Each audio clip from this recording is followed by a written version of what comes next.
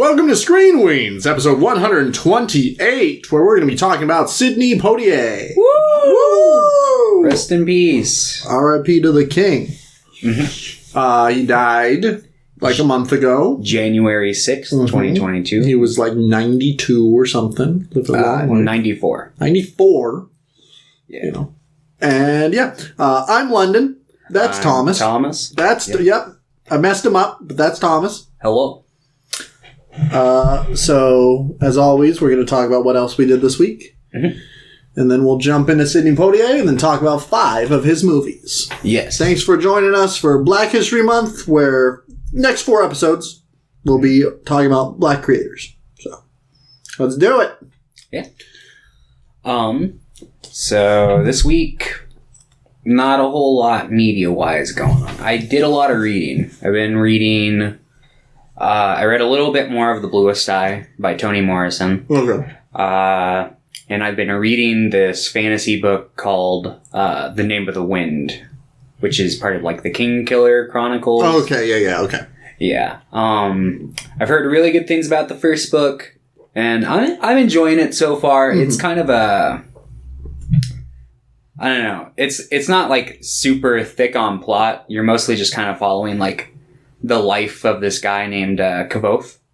And he's just kind of explaining his life to basically this guy who's just writing it down because he's like such a sick legend, bro. And he's kind of a narcissist. You can tell he's like really, he's like, oh yeah, I'm one of those people that's like innately talented at everything. And I don't know. I'm waiting for more of the book to see if like that unfolds in an interesting way, because so far it feels kind of like unself-aware of that aspect. Mm-hmm. Like I feel like they could play around with like unreliable narrator and stuff like that, but I really haven't felt like there's been a whole lot of situations where that's popped up where it would be interesting. But it's still an interesting book nonetheless. I think I really like it because like he grows up in like a theater troupe. And okay. That really hooks me. And he's like, basically they pick up this old guy and he teaches him like magic. And, yeah, it's pretty good so far. I'm enjoying it. I'm about halfway through it. And then I also read, I'm about halfway through, I decided to start reading the Chronicles of Narnia books because they're kind of light, easy. I'm trying to get more into fantasy books. Mm-hmm. So I'm like halfway through the Magician's Nephew, which is the 6th book, but it's chronologically the first book. So yeah, it's okay. It's fine. Yeah, it's okay. It's definitely it's dated a bit. I think once it gets going, it gets pretty interesting. But the first like little bit, it's kind of like a lot of like, I don't know. Basically, there's a scene where this kid's like basically just exposition dumps his whole like all of his problems at one person, and it's like, oh yeah, one of these. It's written in like, I don't know, 1910 or whatever. It might be later than that. I don't know when the Narnia books were written, but they're pretty old, so it's like, all right, whatever. I'll give it a pass. But yeah, it's all right. It's pretty interesting. It's basically just like this kid, and he's like a rich kid and his mom's dying, so he's like staying with his uncle. 1955. 1950. I was way close to 1910. I wonder, because that one is one of the later written ones. I wonder if the first one was written in 1910. If The Lion, Witch, and Wardrobe was written earlier. I think that one, I'm not even going to give a fucking guess. 1950. Yeah, see, exactly. I was going to guess like what the fuck? He was just fucking going. He made 7 books in 6 years. To be fair, they're pretty light books. They're not very long. It's just like, how many ways can I make this lion God? You know what? I'm going to throw Santa Claus in there. C.S. Lewis was like so religious. I don't know how much it is in like the later books, but I remember reading like Lion, the Witch, and the Wardrobe, and it comes off pretty heavily in the movies too. I'm just like, ooh. Yeah, he's pretty religious. So is not like necessarily, even in a bad way. Just like it's very apparent. Yeah. So is J.R.R.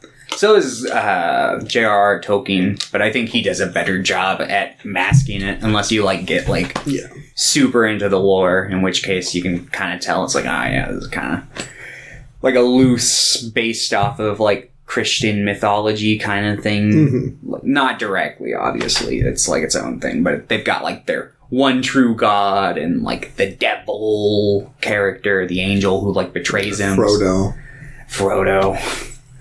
But then you have the Redeemer, Samwise Gamgee.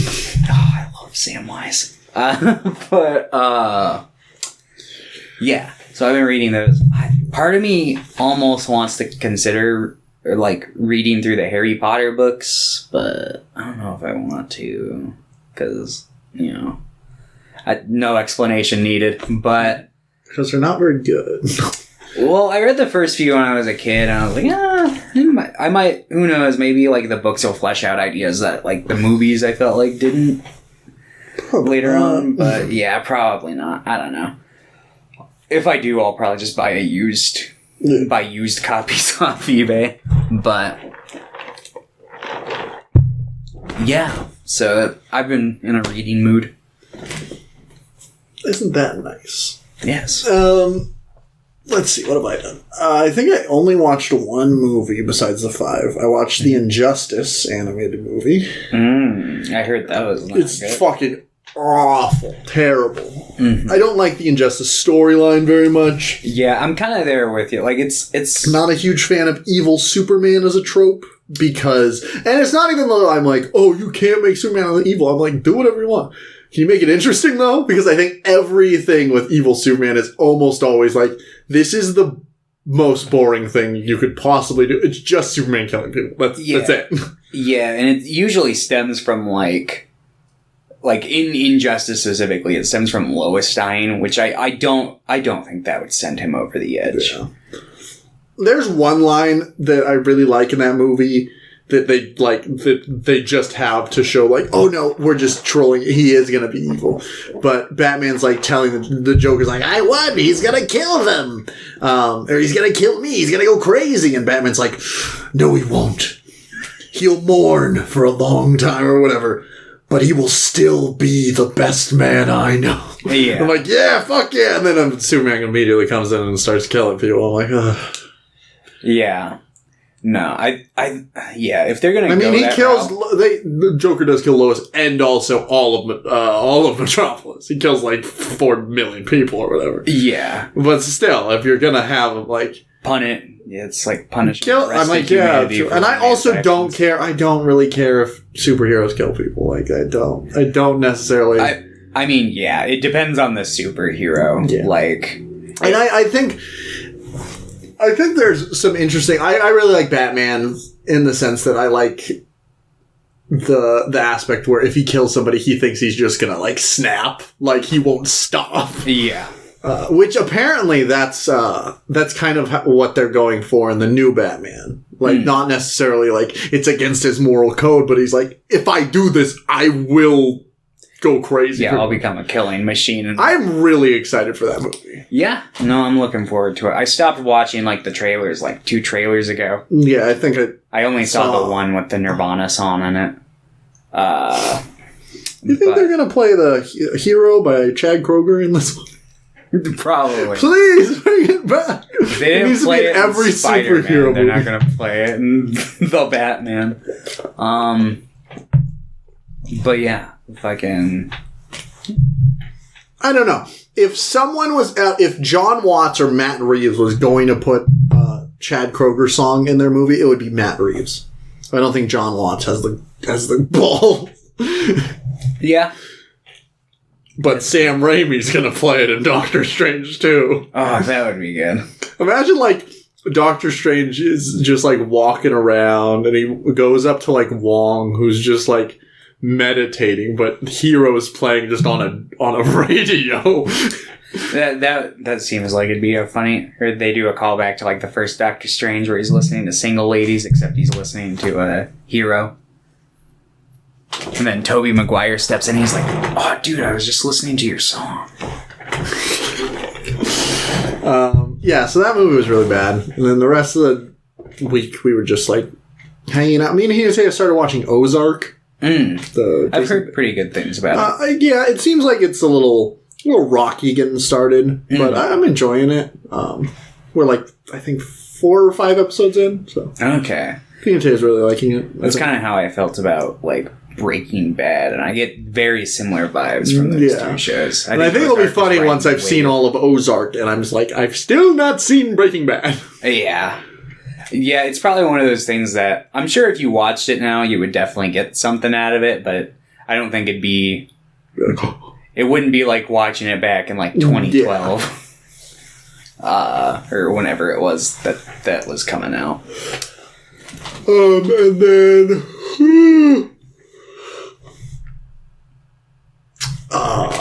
then we've been playing more Lord of the Rings. No, nice. Same board game, which has been good. Very good. Yeah, that's what I've done. Well, yeah. But we did just see each other like 6 days ago. So that is true. All right. Let's talk about Sidney Poitier. Yep. So Sidney Poitier is a Bohemian American.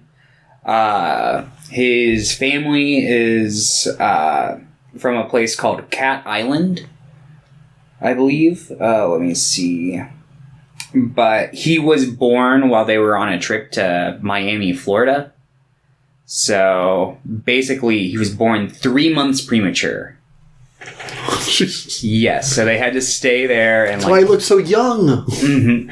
So they had to stay there and take care of him for a while, and then he grew up in back home on. Let me double check and make sure it's actually called Cat Island before I just keep calling it that. I'm pretty sure it is. It'd be under his early life. Yes, Cat Island. His family owned a farm there, and they would travel to Miami to sell tomatoes and other produce. So basically, when he was 15, he moved to Miami, Florida, and he was born in like 1927. So when he moved to Miami, Florida, it was right in like the Jim Crow era, and he was like, I don't like this place. So he moved to New York like a year later.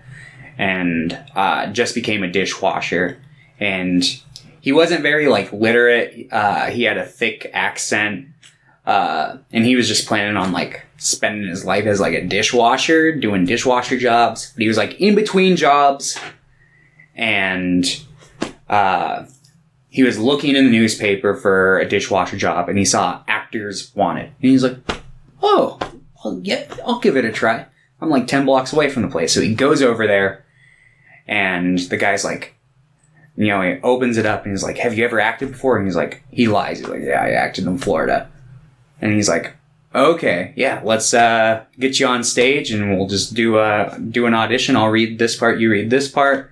And when he did read the part, he was like, reading it like a kid who's asked to like read for class who doesn't want to, like the very quiet, like one word at a time, not very good because he can't read very well. And the guy, like, tossed him out. He's like, go be a dishwasher. And then Sidney was just, like, offended by that. Because even though he's like, yeah, I'm on my way to be a dishwasher. He's like, nobody tell me what to do. He was basically like, this guy just, that's all he sees me as. And I want to prove him wrong. So he basically just, like, started reading a lot and trying to get more familiar with the language. And he went back and auditioned for a name of a theater troupe I can't say the name of because the term in the middle of it is very out of fashion these days. It's the N word that ends with O. Okay. But it was the ANT, so the American Theater. Okay. And he basically, like, he went in and auditioned there again later, and they were like, no, you're not up to par. And he's like, all right, let me just clean up the place. So, like, I'll be a janitor in exchange for just, like, letting me study here. So he joined a class, and he was in that class for a while. Then they kicked him out because they just didn't see him as very promising. But a few of the students got together and were like, that's kind of fucked up. Like, we're gonna try to, like, talk to the headmaster of this place and see if we can get him in. So they agreed to have him in as an understudy, play for a character that Harry Belafonte was playing. And he didn't show up one night. Sidney Poitier went on stage and fucking didn't do very well. But, he kept trying, God bless him. And eventually he got saw by, people making a Hollywood movie. And he starred as a high schooler in this movie called Blackboard Jungle. Yeah. Yep. And then, basically from there he went on to be in The Defiant Ones and No Way Out. Movies where he played kind of like a black guy. Usually he was typecasted as the kind of prim and proper kind of black guy. Mm-hmm. In a lot of roles. And that was something that I read that there was a comment that he was he kind of felt split on it. He didn't like being just typecasted in that character, but he also liked breaking away from the former stereotypes at the time. But yeah, basically his acting career really took off. He was the first black actor to win an Academy Award for, I believe it was for... What film was it for? I think it was Lilies in the Field, if I'm correct. Let me see here.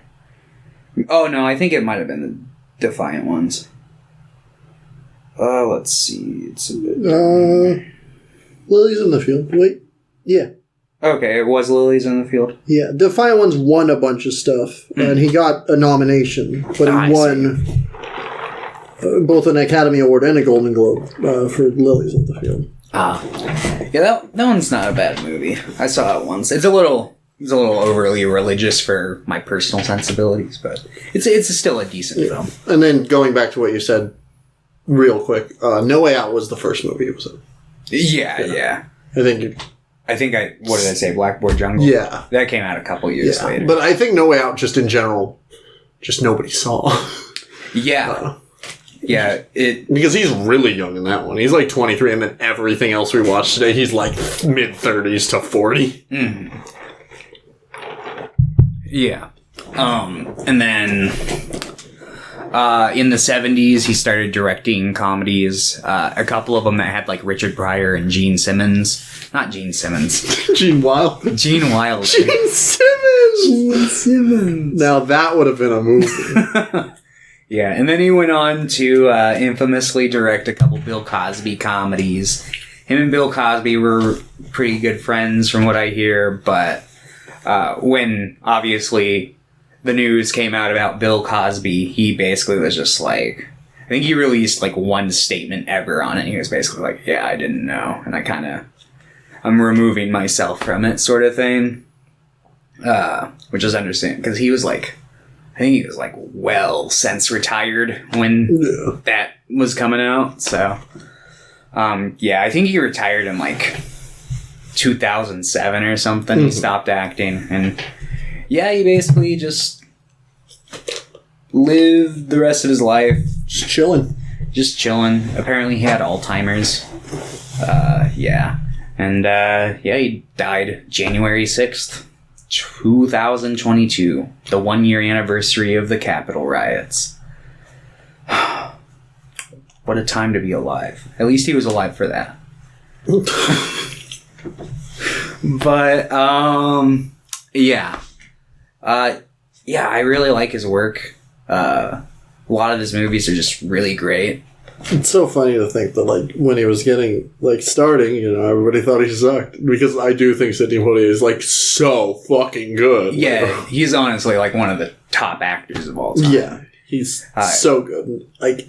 Everything we watched today, pretty much. Mm-hmm. You can definitely see he's definitely more raw and rough and No Way Out, but, Yeah, his first movie, yeah. So it's, But even then, he's still great, in that movie. Definitely the best part of it.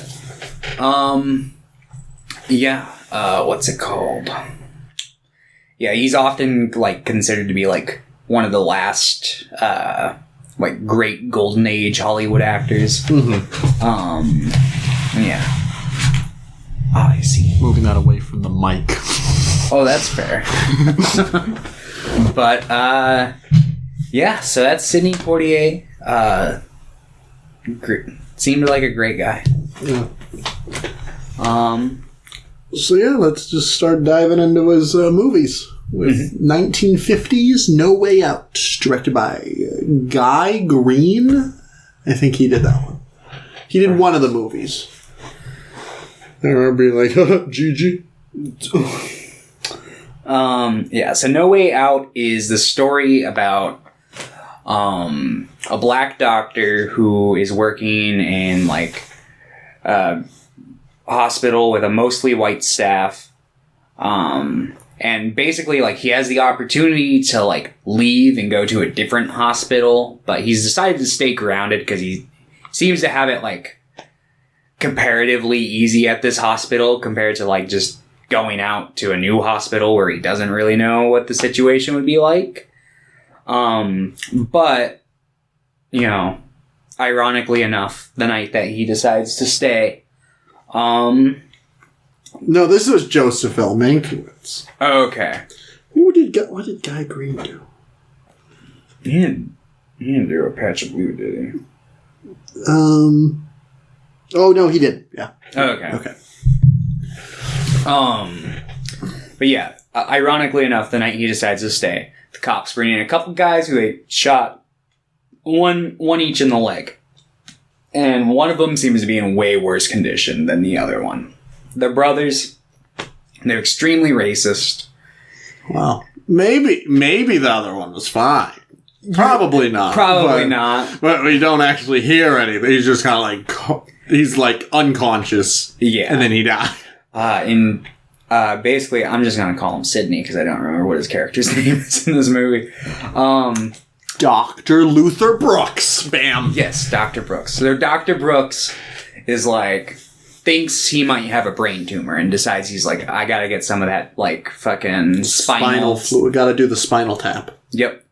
So while he's trying to get some of his spinal fluid, he dies in his arms. And the brother sees all this. He's like, you killed my brother! And basically, like, the hospital's like, look, like, legally, you're fine. Like, you don't have to worry because, like, they can't press charges. And he's like, that's not what I'm worried about. Like, this, like, very racist guy who's, like, they describe as being, like, borderline psychotic racist, which is, like, that's all racist. But, yeah, so this guy who's like a foam at the mouth type racist is like, thinks he murdered his brother and he's like, I'll kill you! Comes from a fucking like poor white neighborhood called like Beaverton or something. Beaver. What was it? Beaver something. Yeah, it's some part of town that's like real scummy. And yeah, so basically Dr. Brooks is like, I need to get an autopsy performed. But of course, this is the 1950s, and I guess autopsy... Beaver Canal. Beaver Canal, that's right. Autopsies aren't like a regular at this point, I guess. It seems like a somewhat somewhat recent. Well, yeah, they're just like, well, if they're not... They're gonna cut him up into pieces like a piece of wood. Yeah, and if they're like, oh, he just died, you know... Mm-hmm. So, as long as, if it's not a murder, we're not going to open them up. Yeah. So the hospital's not really interested in pursuing it. He can't get any permission from the family because they're super racist and they want to just, like, believe that he murdered their brother. So, they decide, him and the other doctor, whose name I do not remember, basically, like, his boss... They go to the deceased's wife. And it turns out that she's just kind of trying to, like, move on from that part of her life.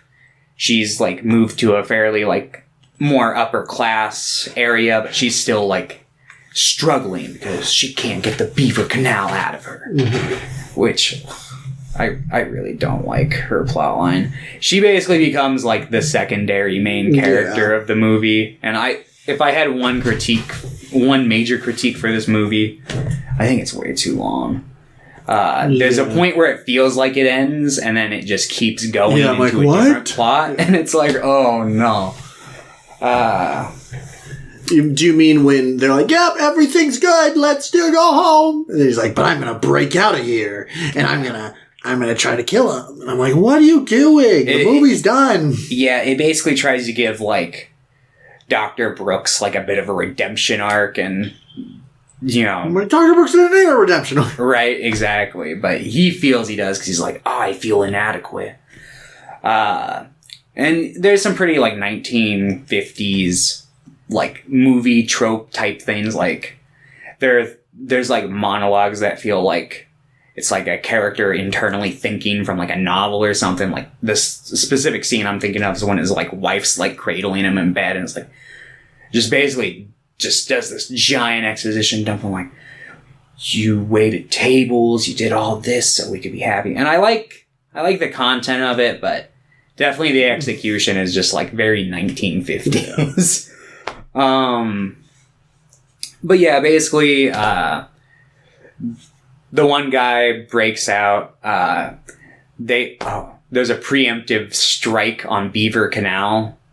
Because they're getting their pitchforks ready to go fight all the black people. Mm-hmm. But then, Lefty, I think his name is, because he has a scar on his right side, I think. So his left side is the good side. Right, but he gathers all his friends, and he's like, we're just going to go beat the shit out of them beforehand. And they didn't. They just fucking annihilate them. Yeah. And they're like, oh, the hospital's overcrowded. And they're just like, we won. And there's an interesting scene between him and Luther where he's like, you don't do this. We're the same as them. We got to show that we're better than them. And he's like, we shouldn't have to, like, show we're better than them, like, while we're dying on the streets, pretty much, or something. Yeah. There's some interesting little dialogue, because I do think Sidney Poitier's characters a lot of the time in that early stuff did tend to be like, no, I'm the good black person. I have to be the good one. I have to, and I'm like, no, you don't. And obviously he didn't write these people, but it's just very like dated. It was like, yeah. But that exchange was interesting. But yeah, basically, the one brother breaks out and his leg is not healed, so he starts like, basically he has like an infection or something, and Dr. Brooks at the very end, even though he's being held at like gunpoint by him, goes to help him, and then the deceased brother's wife is like, oh, just let him die, what are you doing, I'll kill him. He's like, no, like, I'm gonna save this man's life, kind of thing. And, yeah, basically the movie just ends with, like, the guy sobbing because of it. He's not happy. And I don't know if that's meant to be, like, he feels ashamed of himself, or just, like, or he feels ashamed that a black person's helping him. Yeah, exactly. Kind of a somewhat ambiguous ending in that regard, I guess. But yeah, this movie is. I enjoyed it, but it's kind of rough. Yeah, around the edges. It's long. It's pretty like. When I was watching this, I was like, man, I should have picked the Defiant Ones. That one's like a smidge better than this one. It's got the. I mean, I'm glad that we watched, because this is the first film, so I'm glad we watched this one. That one's also got the better ending. I highly recommend watching that one at some point in the future. Yeah, I probably will soon. But I think this one's interesting enough. I do think it's too long. I don't think the characterization of the wife, I don't remember her name, is very good. I think there's a couple interesting ideas. Mm-hmm. Like the idea that they can't escape poverty either is interesting. Yeah. But it's not really explored very well. Especially since, like, she does escape poverty. Yeah. She just feels like she doesn't. And which is fine. That's also an interesting concept to explore, but they don't do that. And I'm like, what the fuck are you doing with this runtime? So, yeah, I just feel like the direction's a little too, like, rudimentary to, like, be anything other than, like, this is good enough. Yeah. Low budget movie from 1950. Yeah, it's a good, like, time capsule to see Sidney Poitier's first role. Or film role. But it's good. Yeah. I don't think I'll ever, like, want to really rewatch it. Unless I'm like, I'm going to watch every Sidney Poitier film. Yeah. But that sounds rough, because I'm sure there's a lot of bad ones. They're not all great, but there's a lot of great ones, though. Yeah. When I went through my major Sidney Poitier phase, like 3 years ago now, or whatever it was, I was working at the theater when it happened. I watched through a bunch of them, and I was even going through, like, niche ones that I was like, I haven't heard anything about it. I'm just going to check it out. And that's how I found, like, A Patch of Blue, and I really liked that one. Spoiler alert, but I'm sure you've probably heard me talk about it at some point in the podcast before, because I really like that movie. But, yeah. Yeah. What you would give this 5 out of 10? I think I'd probably go to a 6. A 6? Maybe you'd give this a 5? Yeah, I'd probably give it a 5. If it was a little less long. That's fair. Next up is A Raisin in the Sun. Yeah. Historically, London did not like this movie the first time he watched it. Oh, I don't even remember that, because I was with you the first time you watched it. And I was like, I gave it a 5. I thought it was fine. I remember thinking it was long, and I didn't like some of the characters in it. I have changed my mind. Good, because this movie is so fucking good. Yeah, I think I know why. I think the setting in which we watched it is not an ideal setting to watch a movie like this. I think this movie is very intimate.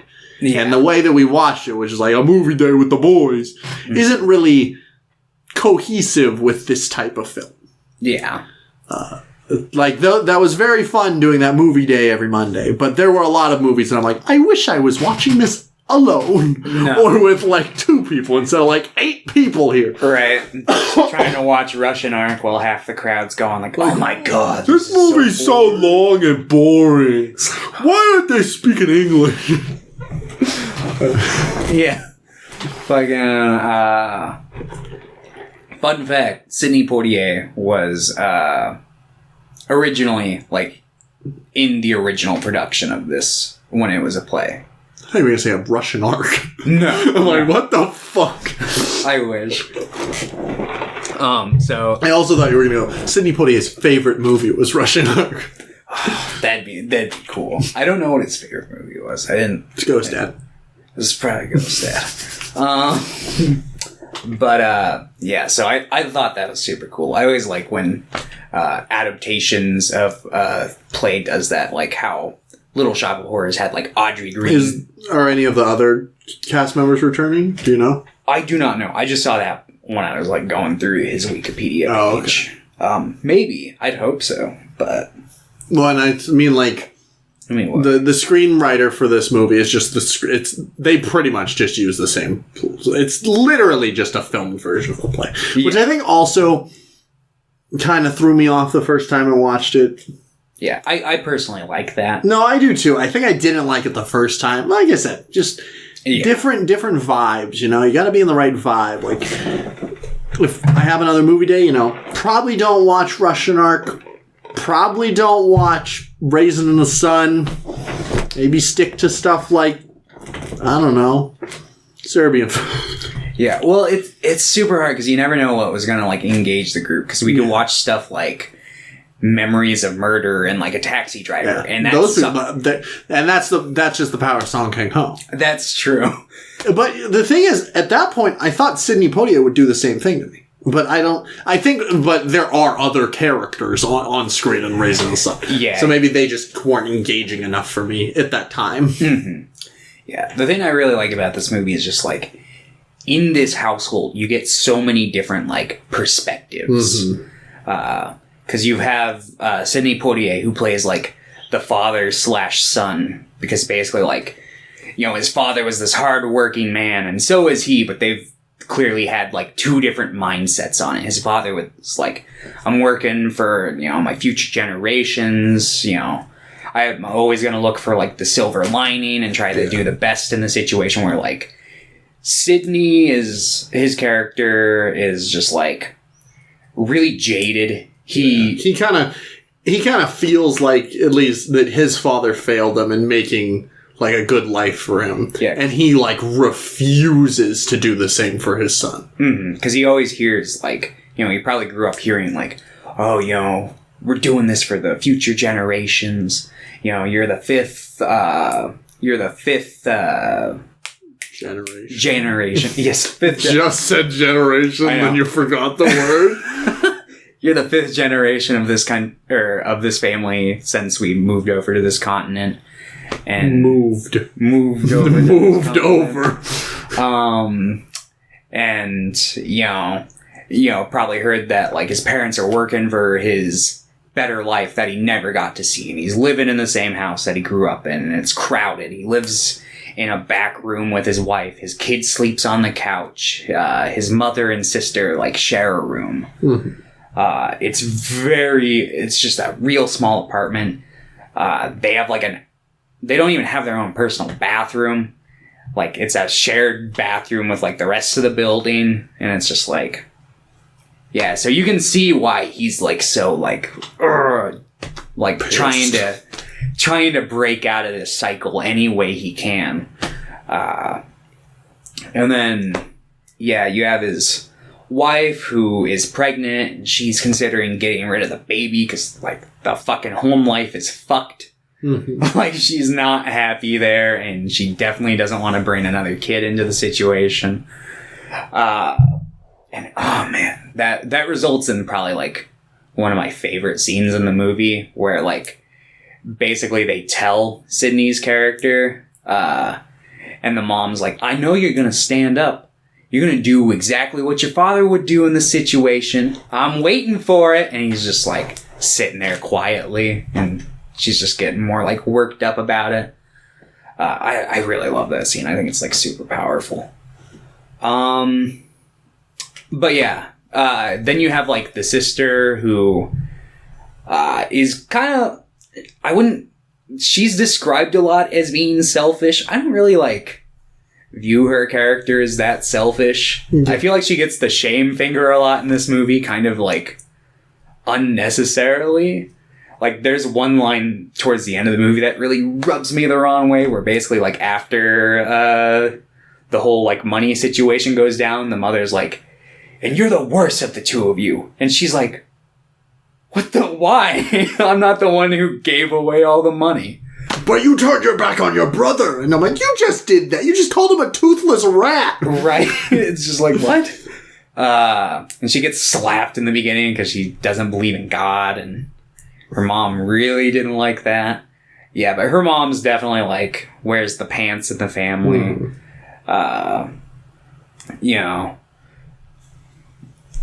She definitely likes to kind of have the reins on everybody and try to, like, make sure she's like, I want to work for my kid's future, but I want to make sure it's, like, within my guidelines kind of deal. Yeah. Which I feel like puts a lot of pressure on the characters as well. Yeah. But you totally get it, because, like, she probably lived a hard life, and you kind of get where she's coming from, but it's, like, one of those things. Yeah. No, all the characters in this are really, like, meaningful and, like, in-depth. Besides, like, the son, like, the child. Yeah, but he's more of, like, a representation for, like, the bright, hopeful future.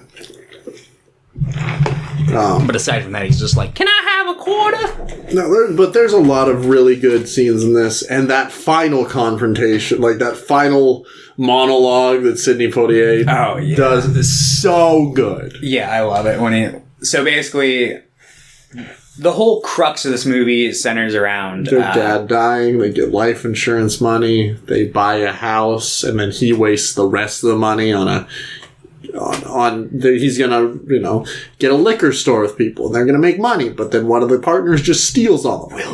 Willie! Dude, he goes like full Shatner when he does that, and I love it so. He like puts his arms out. He's like, "Willie, that money was made out of my father's flesh." Like it's so good. I love it. And then these white people that are, because this neighborhood they're going to move into is white only. Yeah. Like, there's no people of color in the neighborhood.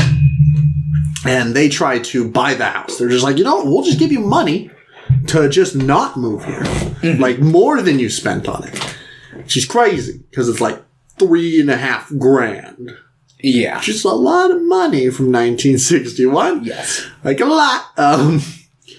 And after that, Sidney Poitier, like, in almost the final scene, he's like, I invited him over. We're going to do it. I lost our money, but I'm going to get it back. Yeah. I'm going to make him just give us it all. And everybody's really mad at him. Which I find funny, because, like, literally right before he made that decision, the mom was making the same decision. She's like, we can go over here. We can, like, polish these But it wasn't his decision to make. Exactly. So he's like, I called the guy. He's coming over. And the guy comes back over. Because basically, like, when he first shows up, he's like, seems friendly enough. And they're like, oh, yeah, we're going to be your neighbors. Cool. And it's also one of the guys from 12 Angry Men. Who's like, it is? Yeah, he's one of my favorite characters in 12 Angry Men, too. Oh, really? And he's like one of the first people to be like, well, maybe we should. Oh, yeah. Maybe we should hear this guy out. Because that's what he sounds like. He sounds like Mickey Mouse. Yeah, he's got a high voice. So that's why it's like more diabolical in this one. Because he's like, well, I think we should all get along. But not everyone likes black people. That's pretty much what he says. And I think you could do better in a community of your own. And then he's like, get the fuck up. And then they invite him over, but then he pretty much is just like, we are moving in, sir. Yeah. This was my father's dream, and this is my son. The hope for our future. Yeah, he's basically like, my father worked a hard life for this. We've earned this house. We're just gonna be good neighbors. Be good neighbors, but we will be your neighbors. Yeah, exactly. And yeah, it's pretty much a Raisin in the Sun.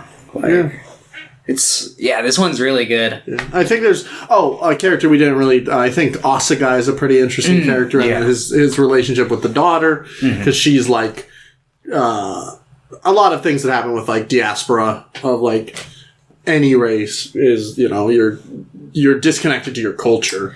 Yeah. And you're trying, a lot of people will try to find their roots, their culture. So she befriends a guy from Nigeria. Yeah. Mr. Asagai. And you can tell that the mother just is like, it's all above her. Yeah, she's like, I'm old and I... Mr. What? Asagai. You have a good day then. And she's trying to find, the roots. Mm-hmm. And there's some interesting stuff there. I really like that. Yeah. I love the scene where she's like playing the record and Sidney comes home drunk and he's like drumming and gets up on the table. And then Asagai comes in, George comes in. And he's like, what the fuck is going on? Yeah, she's got like a rich boyfriend that she's seen, but then she's got like... And then Sidney Poitier drops the F slur on his shoes. Yep. I was like, Mr. Sidney, can you calm down? Right. And he calls him Prometheus on his way out, and he's like, who the fuck? What does that mean? If you're gonna insult a guy, use a term that he'll understand. But, yeah, I really like this movie. It's got good, like, character progression. It's full of a lot of just great stuff. And I think that like all the characters in it are pretty understandable in their like strife and their mistakes and their, it's really interesting, and it all comes down to like, it's just like people are making bad decisions in this, and like Sidney Poitier is like a dickhead to his family. Oh, absolutely. And especially to his wife. Yeah. But like he's constantly struggling with like being in poverty and not living up to like being a good father. Mm-hmm. And he's like, It's obvious that he doesn't think his father was very good because he couldn't pull them out of poverty. So now he's like, but if I do the same thing, will I be a good father? Yeah. And by the end of it, he realizes, like, yeah, his dad didn't pull them out of poverty, but he worked really hard to keep them living and breathing and eating. Yeah, exactly. He's like, that's all I can do for my son, then. Mm-hmm. Yeah. Obviously, he's, like, has the most character, like, growth and, like, development in the movie.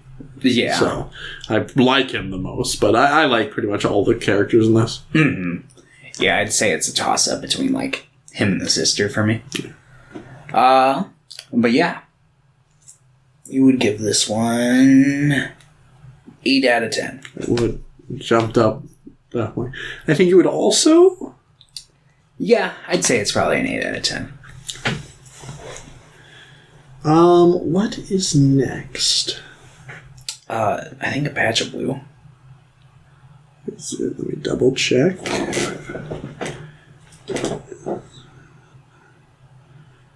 Yes, A Patch of Blue. This movie's so fucking wholesome. I love it. And Jerry Goldsmith does the soundtrack, and it's so good. It's so good. Yeah, oh man, I love fucking like Selena's theme that plays, like the like the little ringing that happens. Whenever I watch this movie, though, I get super sad because I always think of Selena's actor. For those who don't know, she wasn't in a whole lot of stuff. I'd say, like, Secret of Nim. Yeah, she was the mom in Secret of Nim, which is probably like her most, outside of this film, her most like known role. She was also in, I think she was in a like Coppola movie. Let me see. I just had her pulled up. But yeah, she was super depressed for a long time, and she ended up committing like suicide, and that always makes me real sad. Especially given that like her character just leads such a sad life in this movie, so it just kind of like extra hurts. Yes, she was. It was a movie called You're a Big Boy Now. Sounds like a real good movie, Mr. Coppola. Yeah. But, yeah, so basically this movie is about a blind girl named Selena. She was blinded as a, like, I think she was like 5 or something. Yeah, it's pretty early. By her mother. Yeah, her mother was trying to toss a bottle at her father or her boyfriend who her father had walked in on. I don't remember which one. Regardless, she was throwing it at the father. Okay, but ended up because the father had just like either killed the boyfriend or like stabbed him or something. Yeah, and she ends up hitting Selena in the eyes, and basically, so Selena now lives with Old Pa, the no good drunk, and her mom, Roseanne. Roseanne, that's her name. Yeah. And basically, they never taught her how to adapt to blind life. Yeah. They just, like, keep her inside all day. And run a little sweatshop with just her. Yeah, she needs strings beads for money. Yeah. And sometimes her boss will, like, take her to the park, which is, like, super nice because it's like the only time she ever gets out because she doesn't know how to walk on the streets by herself because she is not independent at all. Yeah. So while she's in the park one day, a bug crawls down her shirt. Yeah, and she freaks out. She's like, oh fuck! So what is this? So Sidney Poitier is like walking by and he's like, Here, let me help you. And he's like, it's just a caterpillar. It's just as scared as you were. And he turns out to be just like the most wholesome fucking guy ever. He sees that she's blind and he's like, oh, he knocks over her beads. He's like, all right, let me help you pick up your beads. She's like, I'll never find them in this. Yeah. Her like cadence reminds me a lot of like Jimmy Neutron, like Debbie Berry. Like there's lots of times where she'll just be like, oh, jeez. And I'm like, oh, okay. But, Yeah, so she like drops all of her beads and she's like, oh no, like I'll never find them all. And he's like, here, let me help you. I knocked him over. And then she basically is just like, oh, you know, am I ugly? My mom always tells me I'm ugly. He's like, no, you're not ugly. You got some like light scars around your eyes, but it's nothing bad. So then he goes down on his lunch break and like buys her some pineapple juice and sunglasses. And yeah, basically they just start forming this like super sweet relationship where he like will meet her in the park and like bring her lunch and kind of teach her a little bit on like how to like basically survive on her own a little bit, like how to walk to places and how to use like traffic lights and stuff. And he finds out more about her home life as this happens, and he's like, holy shit, like I really need to help this person. Yeah. Meanwhile, like, you know, she's struggling to get out because her parents are super, particularly Roxanne. Okay. Roseanne's super controlling and abusive. There's a scene. This scene's like obviously where like shit crosses a line, where basically like fucking she slaps Selena. She slaps her earlier in the movie, but there's a scene where she slaps her and then Selena slaps her back, and then she's like, "You hit your mother." Goes livid, and then old Pa, you know, he's like, I'm gonna beat the shit. Yeah, he's real back and forth. Like, there are times where you're like, oh, Pa, you're kind of doing the right thing in this situation. And then there's other times where it's like, oh, Pa, you fucking drunk old bastard. But he starts, like, basically getting into a brawl with Roseanne. And then a bunch of the neighbors come in because they hear it. And they're like, oh. And then basically Roseanne's like, he's cheating on you. She's cheating on you. And then, like, gets in the kind of, like, herds him out the door. And I love this scene because, like, old Pa just, like, whacks one of them on the head with a pan and he gets all like, did you see that? I got one of them on the way out. And they just both start laughing. It reminds me of, like, an It's Always Sunny moment. I love it so much. But then, like, Selena's just over, like, vomiting on the floor because she's so stressed out. And they're like, old Pa, I'm gonna go take a bath. And old Pa's like, I'm too old. I just was up trying to fight a woman and hitting somebody in the head with a pan, but I can't clean up. Yeah, I'm gonna go get drunk now. It's like, please don't. He's like, I have to. I'm a no good drunk. At least he acknowledges it. But then Roseanne is like, oh, guess what? We're moving in with Sadie and we're gonna, like, basically open a brothel. And that terrifies Selena because, like, why wouldn't that? So she ends up telling Sidney about it, and then he's been, like, investigating on, like, this blind school that'll take her in this whole time. He's basically like, all right, I'm gonna get you out of there. We're gonna send you to this school in a couple days. And the whole time, she's, like, head over heels in love with him. And he's just like, I kind of feel the same way, but it would not be appropriate. Yeah. Like, you're younger than me, you're also, like, you know. You have no life experience. This power dynamic is not it. So he's basically like, look, let's give it some time. You go to school, you learn how to be blind, and in the future, if you still feel the way you do, we'll take it from there, kind of thing. Yeah. And he sends her off to school. Basically, there's some other stuff that happens, like Roseanne is a racist. Yeah. Shocker. What? What? We find out that she had a friend, I think the friend's name was, like, Pearl, when she was 9. Mm-hmm.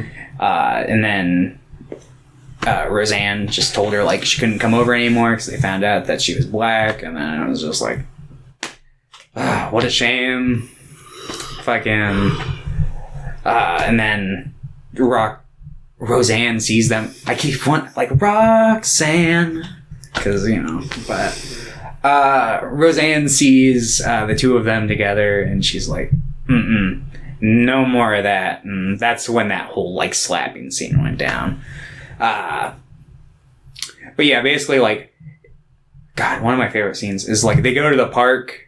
They basically, like, they're like, oh, she's not here. she probably went to the park because that's like the only other place she'd go.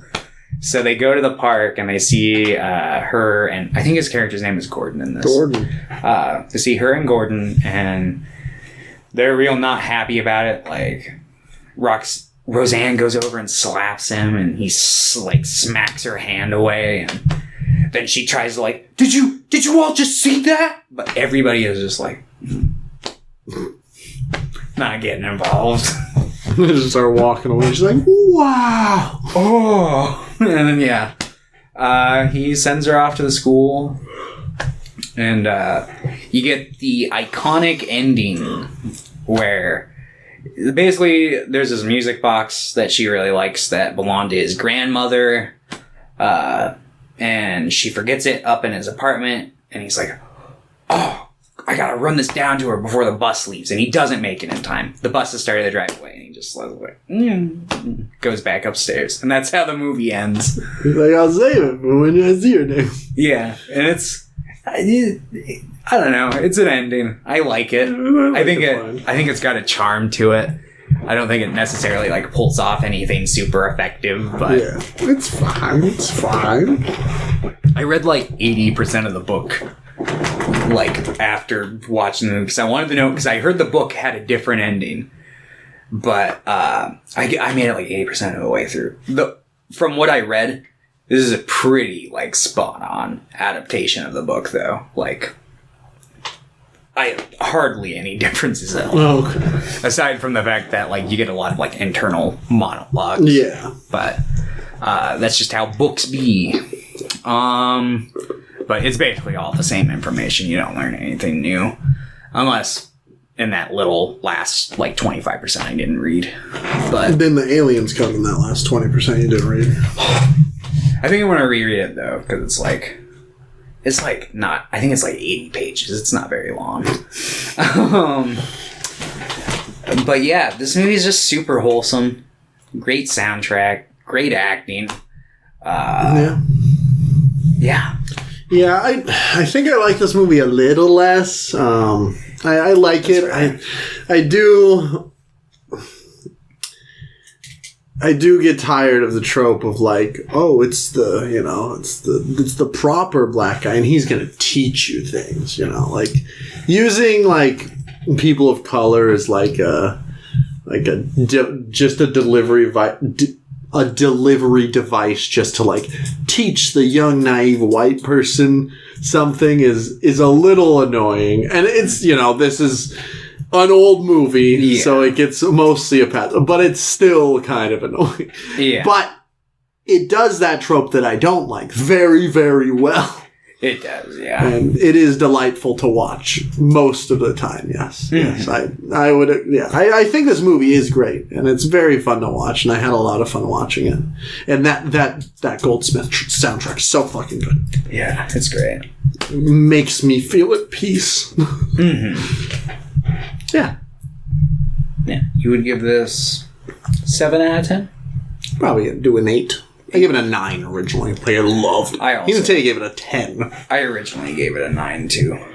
Are you also at an 8? Yeah. Oh, because you hate Sidney Poitier. Interesting. No, I love it. Next up is To Sir with Love. Yes. This is one that I had started back when I did that thing, and I made it like 15 minutes in, and I kind of like dropped it. Yeah, it's rough. Yeah, it's a little rough. This one, which is so. This is the trope that I love. That never gets good movies. They're all bad usually, but like, oh, this is like a. It's even some kind of, yeah. I love teachers. I love teacher movies where like, I'm not giving up on these kids. But I can't think of like a bunch of good ones. Like Stand and Deliver, I think is a great movie. Yeah. And I think School of Rock is a good movie. Like a beautiful, perfect movie, but it's not the same. Yeah. But like Dead Poets Society. But Dead Poets Society I think is good, but like I really like that movie. Like, there are ones that I like, but that aren't, like, super great. Yeah.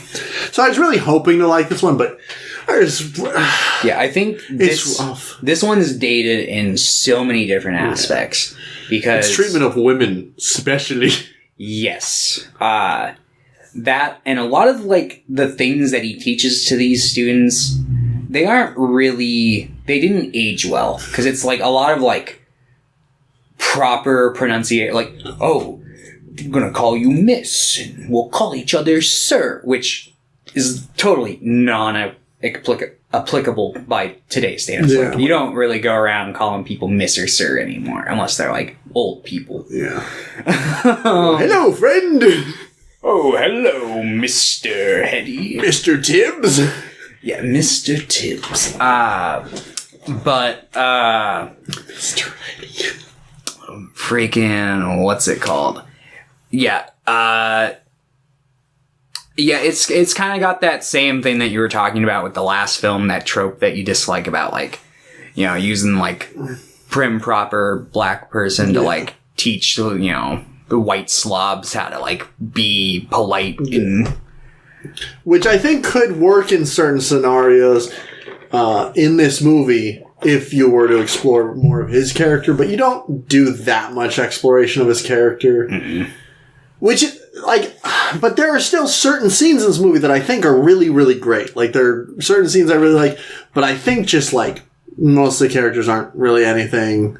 His, like, weird kind of love interest, like, friend or whatever, not really anything. The teacher or the student? Teacher. The student's a little fucking weird. That plot, I was waiting for that plot line to like build up or boil over at some point, but it never really did. It just kind of stayed at this uncomfortable plateau. They do dance. They dance, and Holy shit, people in the 60s sucked at dancing. People in the 60s sucked at it. I was like, is this how they danced? They're just moving their legs. Yeah. They're not moving their feet. You can find, like, videos of it online. Like, there's that one really popular one that people like to put, like, modern music over. That's, like, it was, like, on TV where, like, a group of teenagers from a school are like, yeah, we just want to show our dancing live on TV, you know? And it's just a bunch of, like, the Pulp Fiction, like, the kind of stuff. And it's like, oh, my God, you guys are awful. I was half expecting them to, like, dive into, like, the, like, you know, kind of like black culture thing where maybe, like, he was gonna pull out, like, some sick dance moves. He just doesn't say. Yeah. But he does it better than them, too. He does. He just, like, naturally can move better than them. I'm like, Jesus Christ, why are these people so bad at dancing? Right. But, yeah, I was expecting... I'm glad that because they were setting it up like it was going to be a slow dance, like a kind of sensual thing, and I was like, uh-oh, but I'm glad it turned out to just be like a boogie. It was like, okay, that's better. Fuck. But, yeah, basically, like, one student is crushing on him super hard throughout the movie, and he's, like, there's lots of scenes where he's like, I don't know what to do about this. And then he doesn't really do anything about it. I don't know what to do about this, so... I shall do nothing. Yes. And yeah, it's, this movie's just, yeah, he teaches this really dysfunctional class. Most of them, like, right from the get-go, like, as soon as he, like, starts to lay down the law, are like, yeah, we're just gonna go with what he says, like, without any... Like, I thought it was way too easy they were like, to get, like, oh, you're gonna... of the class. Yeah, literally. But then they'll turn against him for a second, because somebody will say something, or they'll be like, you don't actually care about... And then everybody will be against him for, like, 5 minutes, and then they'll go back. Yeah. I feel like talking about this movie, the more I'm angry at this movie. I'm like, this movie's... Yeah. I feel like as I'm talking, I'm like, I did not enjoy this movie. Yeah, no. I like Sidney Poitier in it for the most part, besides when he's calling women sluts. Yeah, that part. You dirty slut! That he's like, oh, you need, you know, I feel like a lot of these ladies would be real pretty if they just changed their style. And it's like, they're fucking high schoolers, dude. What do you care? Like, and yeah, it's just like, basically, there's a scene where he comes into his classroom. They, like, threw a water balloon at him from, like, the window, and he comes up, and I think they're burning like a pad or something. Yeah, you don't see what it is. I don't know what the fuck they're doing. He just opens up like this fireplace, closes it, and he's like, all the boys out. And then he's like, just slut shames the entire girl section of his class. He's like, I don't want this disgusting shit in here. You fucking slut. And it's just like, oh my God. And then he's like, la la la for the rest of the movie. Yeah, and it's just like, what the fuck? This is like one of the more like acclaimed Sidney Poitier movies too, which is like, why? Yeah, I'm like, he's getting it, I guess. But I mean, yeah, he'll always give at least like a decent performance. It's kind of like watching like Adam Driver or Oscar Isaac and something where it's like, hey, at least I'm watching a movie with them in it. But you're watching like, Star Wars Episode 9. Yeah. I'm like, hey, these guys are in this one. I like these guys. Yeah. And then, but there are scenes that I do like. Like, I do like just the scenes where he is just, like, talking to him, just hanging out. Like, the scene where they're like, well, do you think we should rebel? And he's like, it's your duty to change the world. I'm like, that's fun. Like, there's some stuff like that. I wish this movie was just him sitting down and talking to the class. Yeah, like, those scenes are the best. But then I'm like, and the editing in this movie is fucking terrible. Yeah, this movie what is that fucking... They go on a field trip and it starts like a slideshow of like... I think it's because this movie was like so low budget that they had the rights to 2 songs which were made originally for the movie, I'm pretty sure. And I'm almost positive 'cause the one student sings the one at the end. They replay that. What if one, we like, do it again? And yeah, every time they like need to do like something that would require any sort of budget, they just do like a picture slideshow for it, and it's like, what? But yeah,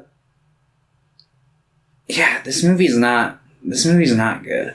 Yeah. I guess let's talk, because we talked about his dynamic with his female students, but not his male students.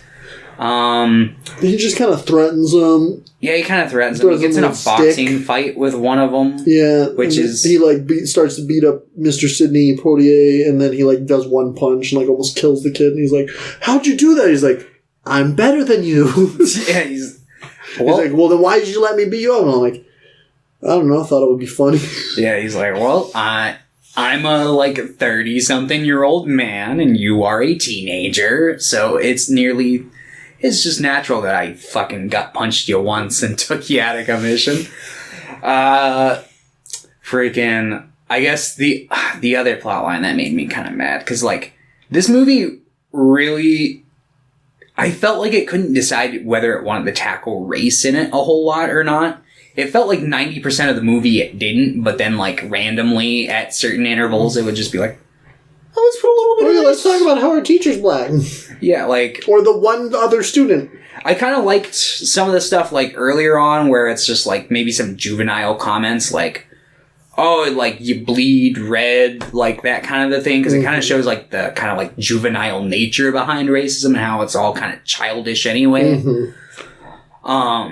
But then they get to, like, that point where it's, like, they've got that, there's a couple black students in the class, but, the one that's actually, like, has any screen time, his mom dies, and the class is, like, putting together money to, like, buy some flowers. Send him. And they're gonna send the flowers, and he's like, why wouldn't you just take them? And they're like, well, you know, because people would say things if they saw us, like, going into that house. And he's basically just like... Cringe. Oh, I see. Because clearly that had not been a big issue up until that point. He's just like, oh, well, this is shitty. And then the one girl who's crushing on him is like, I'll take the flowers. And then she has, like, a falling out with him later. And then she's like, I'm not going to take the flowers. And it's like, well, that shows that you were only taking the flowers for the wrong reason in the first place. But, yeah, then they all, like, take the flowers or whatever. Like, they all show up for the funeral or whatever. He's like, I'm going to go work as an engineer. And they're like, you shouldn't go work as an engineer. Nobody's gone to these kids before. And then he does the dance, and then he rips up the letter, and the movie ends. Mm-hmm.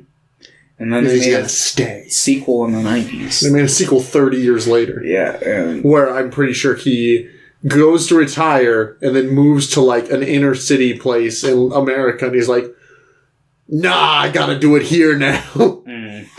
I'll probably wind up watching it, even though I didn't really care for this one, and I'm sure that one's going to be even worse. But maybe it won't be worse because it'll... Peter Bogdanovich, you know? Yeah, and I'm sure it'll probably be less racist given the time period it was made in, but maybe not. You never know. Maybe it'll be more. Perhaps.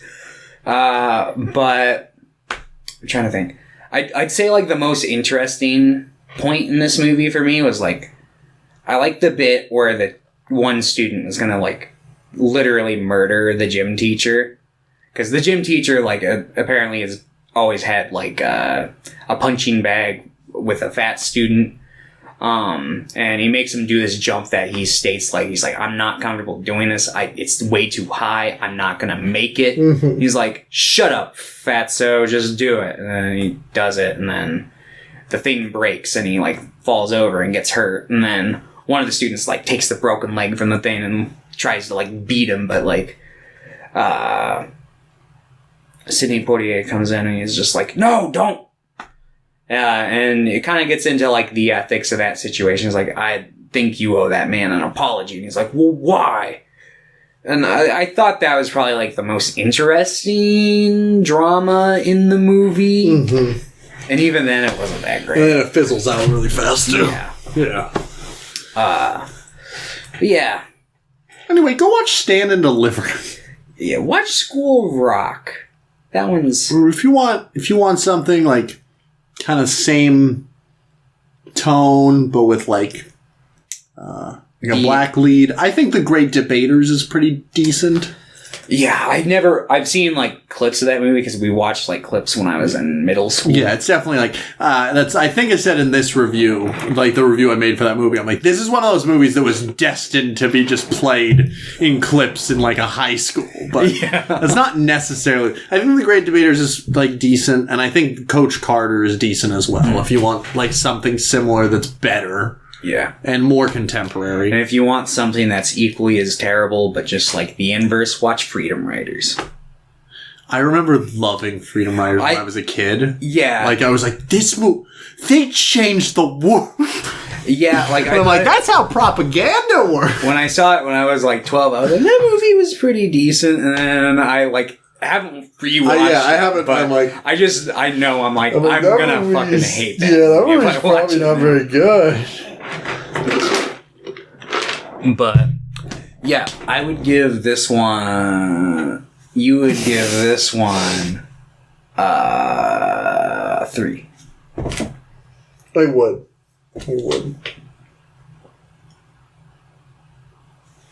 I kind of want to watch Freedom Riders just to see if it's good, you know? Like, what if it's good? I mean, let me know your thoughts if you do. I think you would also give this a 3. Yeah. Yeah, we're pretty in sync today. I really want to give it a 4 because it's got my man in it. I had it originally slated as like a 4 or 5, but talking about it more, I'm like, no. It really has so little redeeming qualities. Yeah, I'm like, Sidney Poitier's in it. And that's it. Yeah, like pretty much. So yeah. Let's talk about a better movie. Yes. You want to take the reins on this one? What, because you've been talking the whole episode? No. Yes. Let's talk about In the Heat of the Night. Directed by Norman Jewison, who has also directed a bunch of good shit. He did the Fiddler on the Roof one. He did Moonstruck with Nicolas Cage and Cher. He did Jesus Christ Superstar, which is okay. It's okay. Love it. But he also directed this, which is a story about a young... I say young, but he was 40 in this movie. He just looks young. Like him and this in No Way Out, they look like maybe like 5 years apart. He's like, nope, that guy's 40. Yeah. Like he's probably pretty close to that sheriff's age. And that's crazy to think of. I mean, he's closer to being that age than he is like the age that he was in like No Way Out for sure. Hold on. Before anything, I knew to see how old that sheriff. Because that sheriff was like 50s, maybe 60s, if you really want to push it. But nope, that sheriff was 2 years older than Sidney Poitier. Oh my god! He looks way older. But oh my god. This movie, by the way, if you like more or less kind of what this movie has going on, minus the racism, you'd love Twin Peaks. Because it's a very similar kind of dynamic where it's like outside, it's an FBI agent in Twin Peaks, but it's like coming into this like small town that's can't handle a murder because the police force is like way too incompetent, and it's got a lot of like little similarities sprinkled throughout in that regard. But that's all I wanted to say on that matter. There's a murder in a small town. Has a dumb name. What was the name? It's like an animal or something. Yeah, I don't remember. Phoenix, Arizona. No, I'm just. Phoenix isn't an animal. It's a bird. Sparta, Mississippi. Not an animal. Sparta, Mississippi. So there's a murder, and people are like, "Oh, we gotta investigate. It must be somebody from out of town." So check the train station. And so the police officer, Sam Wood, he's driving around. And he checks the train station, and there's a black guy. Must have been him. Mm-hmm. So he immediately is just like, "Boom! I'm gonna kill you unless you show me your wallet." And he sees a bunch of money in there, and he's like, "Must have been you." So he takes him to jail. And the police chief's like, "Why'd you do it?" And he's like, "I didn't do it." He's like, "Why do you have a bunch of money?" He's like, "Because I'm a police officer." And he goes, "What?" Yeah. And he shows him his badge. And he's like a pretty big like detective from Chicago or something, I think. Yeah, I think so. And he's like, "Oh, fuck. They got black people working there?" Because this is a very racist town. And it was the 60s, so everywhere was pretty racist as well. Mm-hmm. So he calls the police chief in, like, Chicago and is like, "Hey, is this guy actually working for you?" And he's like, "Yeah. Do you want to borrow him?" And it's like, "What?" And he's like, "No, sir, I don't want to be here." And he's like, "No. Are you being prejudiced?" And I'm like, "What?" Yeah. I'm like, "Are you saying that to Sidney Poitier?" So Sidney gets stuck there for a little. And he's like, "Oh, I guess I'll help." And then they immediately bring in, like, the wrong guy who just pretty much stole the wallet off the dead body. And he's like, "Nope, wasn't him." Because he had examined the body. He's like, "The blow was done from a 17-degree angle to the right. Yeah. And this man is left-handed, making it impossible to have struck him." So they let him go, and he's like, they want him out, but he's like, no, you guys are going to fuck up this investigation, so I'm going to solve it myself. Yeah.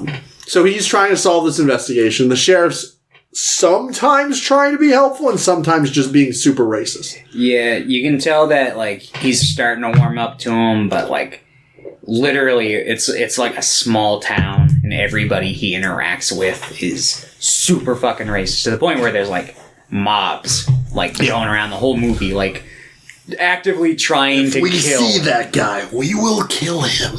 Like, there's a scene where he straight up gets cornered in a, like, garage, and there's, like, 3 guys, they've all got chains and pipes, and, you know, Mr. Tibbs is defending them off pretty well, and then the sheriff shows up, and he's like, "Okay, enough fun, boys." And it's just like, arrest those men, you fucking asshole. Like, if you didn't show up, there's about to be another fucking murder. But, yeah. So he's like, "I'm gonna solve the murder." I'll give it back to you since I took the mic again. Well, that's good. You love Sidney Poitier. I do. Yeah, so this whole movie, they're just, like, kind of working together, but most of the time Sidney Poitier is doing all of the work. Yeah. But the sheriff's is kind of like, maybe black people aren't all bad. That's pretty much what it comes down to. Yeah. At the end of the movie, he's not like a good guy, but he's like, maybe I'm okay with this one. And he's like, "Bye." Yeah, take care of yourself. But they eventually figured out that it was the guy from the beginning who sold pie. Yeah. I don't remember his name. Rod? I don't know. Thinking it was a Rod. Yeah. And he, like, killed him by accident because he was thinking he would just, like, hit him over the head, rob him, and then just be like, oh, they stole from us. Mm-hmm. And he was doing it to pay for an abortion for an underage girl who he had them lied. She lied and was like, no, it was Sam Wood, who was, like, one of the cops, the cop that had discovered the body. And they're like, oh, that makes sense. So the sheriff, every time anything makes, like, the slightest bit of sense, he's like, arrest him! Arrest him! Yeah. He tries to arrest, like, 3 different people. Mm-hmm. But Sidney Poitier is like, no! And Sidney Poitier also has to get over his own, like, judgments because he's, like, the mega racist in town, like, even more so than everyone. The one that owns a cotton farm. Mm-hmm. And has, like, black house servants. He's like, it's gotta be him, because the guy that was coming into town was gonna build a factory, which would take all the workers away from him.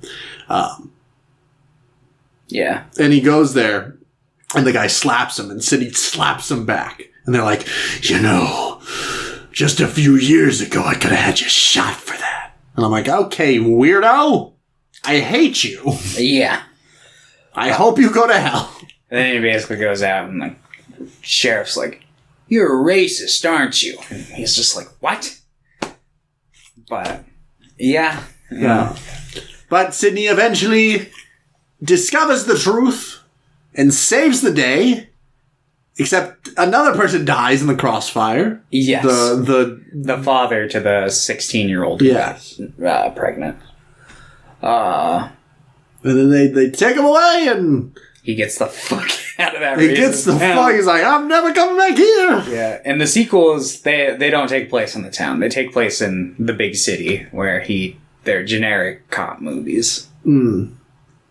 I watched both of them, like, on my kick a few years back, and I barely remember them, but I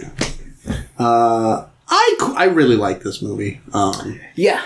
I think that the writing gets a little weak towards the end. Yeah, I also think it's a little long-winded.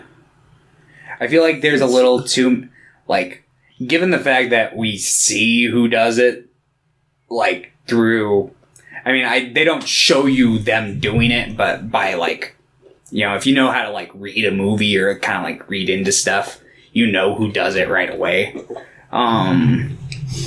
And the fact that you kind of go on a wild goose chase throughout the middle of the movie, I felt like they probably could have. They could have just not, like, set up the actual killer so easily. Mm-hmm. So then you're actually, like, going on this adventure together.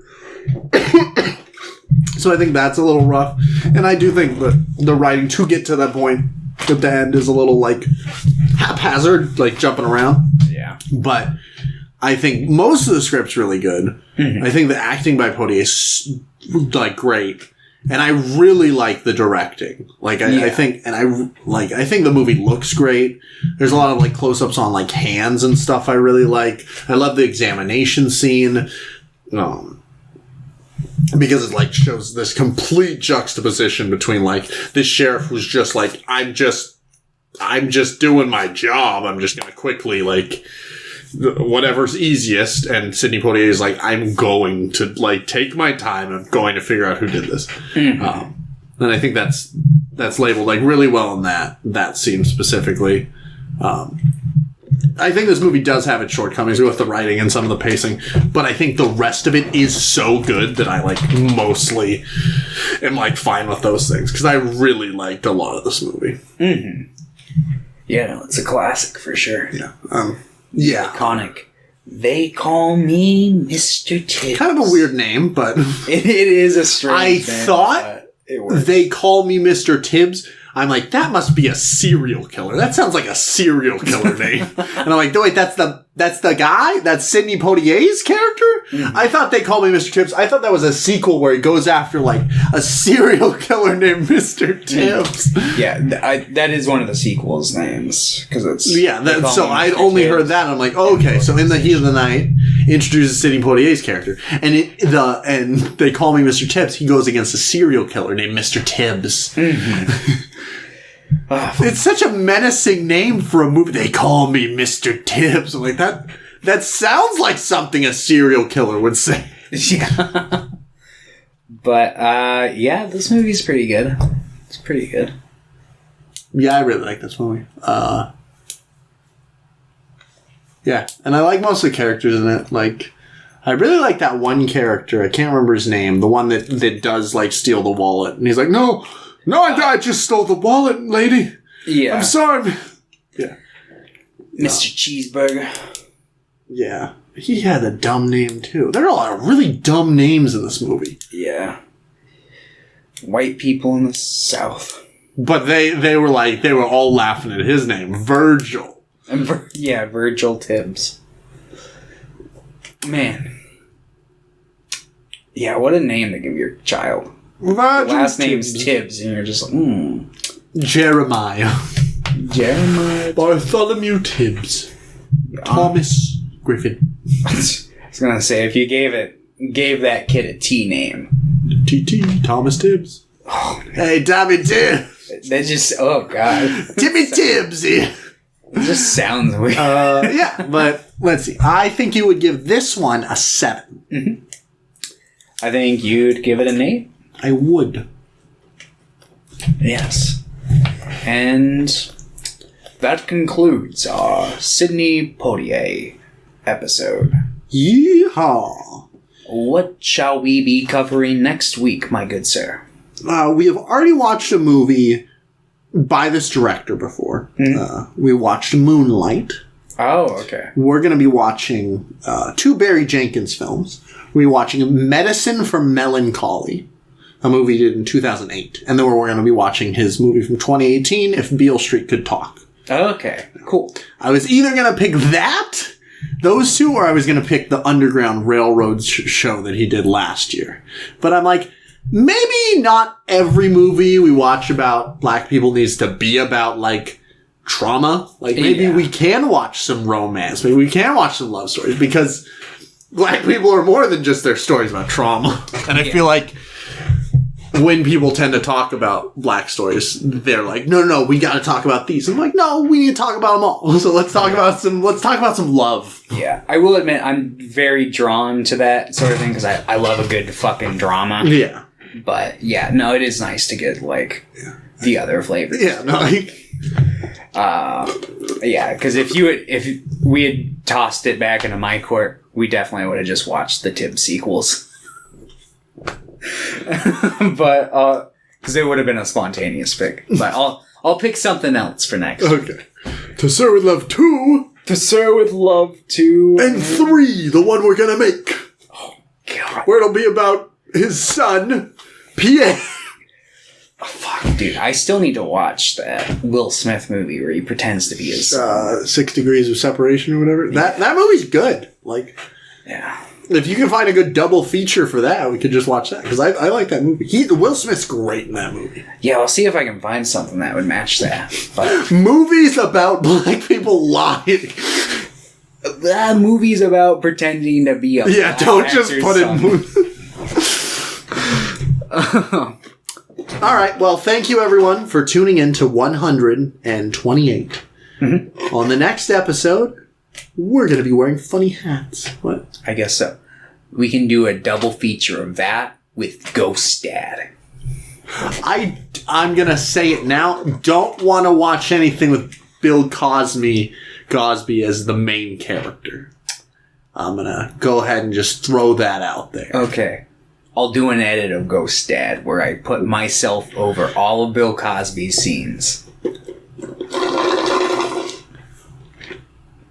No, I'll just cut out snippets from Ghostmates and I'll paste that into Ghost. What if we had a double feature of 6 Degrees of Separation and Ghostmates? We already watched Ghostmates. We should rewatch Ghostmates. No. I've been thinking, eventually I'm going to pick Smosh the movie and Ghostmates. You can pick Smosh the movie, but you're going to have to find something else. No, I want to rewatch Ghostmates. I just won't watch it. No, you'll have to, because we're going to watch it together. It's a good movie.